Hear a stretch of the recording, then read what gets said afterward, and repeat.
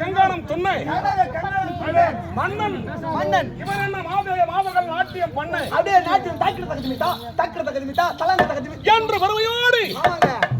புரியந்திரன் வருகிறார்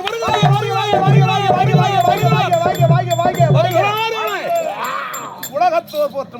மனைவி ஒரு தாய்க்கு பிள்ளையா பிறகுறன்னா ஆமாங்க தாய் தந்தை பேர் எடுத்துக்கணும் தாய் தந்தை பேர் எடுத்து கொடுக்கணுங்க அப்பா யார் பிள்ளை பாவன் யாரு பிள்ளைப்பா அப்படின்னு கேட்டு என் ஊர்ல வந்து கேட்டு பாருங்க என் பேர் எப்படி சொல்றாங்க உன்னை கேட்டா சொல்லு நான் என்ன பத்தி தான் சொல்லியிருக்கேன் இல்லங்க நான் கூத்தாட்டி போன கட்டிங் போட்டு தேவையில்லை இல்ல என் ஊருக்கு போனா தெரியும் என் பேரு ஆகையால் அன்னையின் வார்த்தை கேட்போம் இருந்து வந்தாலும் ஆமா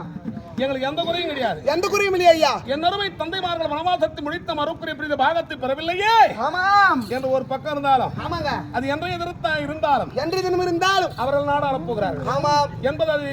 ஆமாங்க உலகம் அறிந்த விஷயம் செம்மையா அது எனக்கு தெரியும் எல்லாருக்கும் தெரியுங்க ஆதலால் ஆகையால் என் மனைவி ஆமா இளமை பிராயத்திலே மனமுடித்தேன் என்னதா ரொம்ப சின்ன பருவண்டா கல்யாணம் ஆகி போச்சா ஆமா அவ்வளோ போயிங்க எனக்கே 15 வயசு தான் திருமணம் 15 வயசுல ஆகி போச்சா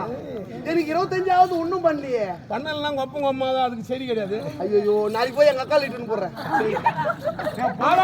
பொண்ணு பாக்குது இளமை பிராயத்திலே எனக்கு யார் தெரியும் மனைவி யாருங்க 100 வருடங்களே இளைவாக விளங்கக்கூடிய துர்ச்சா தேவிக்கும் சைந்திய மகாராஜாவுக்கும் பிறந்த கணம் தாரியை மனம் முடித்திருக்கிறீர்கள் நீண்ட காலங்கள் பொறுத்து ஆமாங்க தக்க பருவத்தை வாய்த்தார் ஆமா தக்க பருவத்தை வாய்த்தார்கள் ஓர் சமயத்தில் அவர் தக்க பருவம் அடைந்த பின்னால் தங்க திரையிட்டார்